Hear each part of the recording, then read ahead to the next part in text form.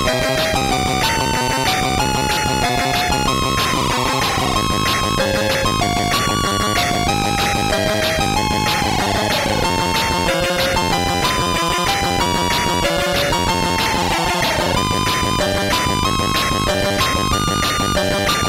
once again, and it's time for another game review, and the next game I'm going to look at is Orbitron, which is from 1984. Before we take a look at the packaging for Orbitron, I've started it loading and this screen's come up, which is indicative that it's probably a Darling Brothers game, although it doesn't mention their name on the screen.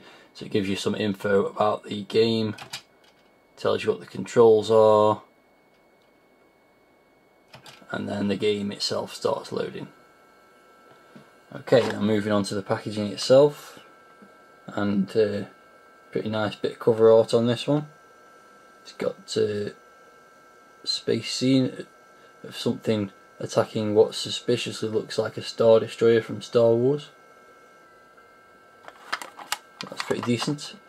And just as Orbitron on the spine, grid style packaging. This game is from the earliest range of Mastertronic games, and we've got the loading instructions on the back there,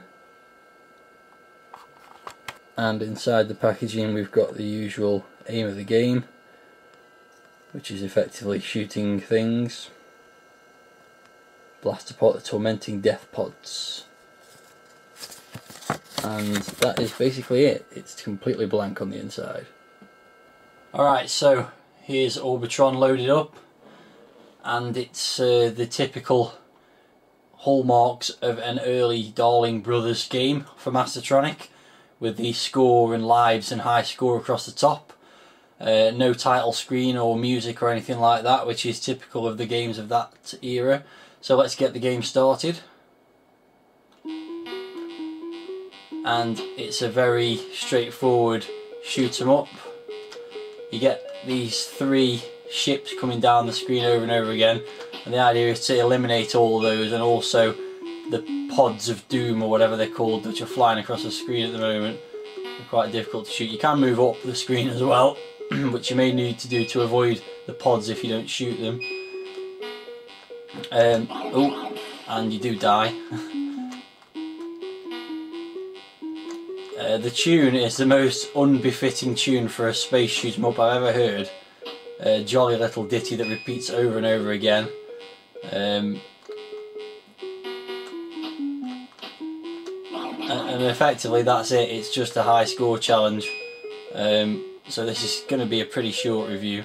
I will try and at least get to level 2 to show that it does change a little bit. Graphics aren't too bad for these early Darling Brothers games. Spaceship's quite nice with a little effect on the thrusters. And there is the ability to auto fire. I am holding the fire button down, so that does make it a little bit easier as well on the thumb. The tune's incredibly irritating. The other sound effects are alright. The explosions of the ships are a bit unspectacular. There's also the asteroids flying down the screen, which need to be avoided.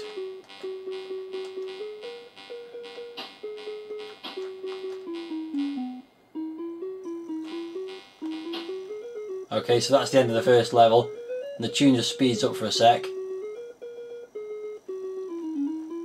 and then it's more of the same, except now you've got ships blasting down at you really quickly, so you've got to basically, you just got to bide your time and wait for them to appear right above you. You also get these things flying around, which are much easier to shoot than the pods on the first level. But there's really no point trying to get underneath these dive bombers and shoot them, because, oh, that's game over now. So that's it basically. There's no point in even playing another game of it, to be perfectly honest, because there's nothing else to show. To be honest, in 1984, there was much better shoot 'em ups available than this, so dubious that it's worth $1.99. It's by far not the worst of the Darling Brothers games from that period, but it doesn't really have any replayability other than trying to get a higher score. So there we go. that was over and done with pretty quickly.